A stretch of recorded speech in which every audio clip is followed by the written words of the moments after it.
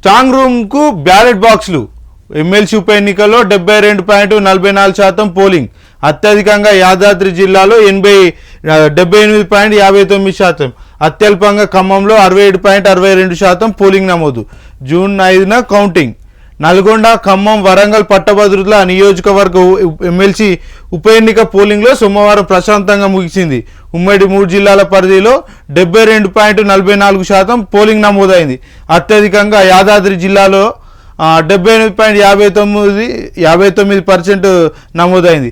అత్యల్పంగా ఖమ్మం జిల్లాలో 67.62% పోలింగ్ నమోదైంది. పోలింగ్ ఉదయం 8 గంటల నుంచి రాత్రి 7 గంటల వరకు జరగగా 12 జిల్లా పరిధిలోని బ్యాలెట్ బాక్సులన్నింటినీ గట్టి బందోబస్తు మధ్య నల్గొండ జిల్లా కేంద్రంలోని స్ట్రాంగ్ రూమ్కు తరలించారు.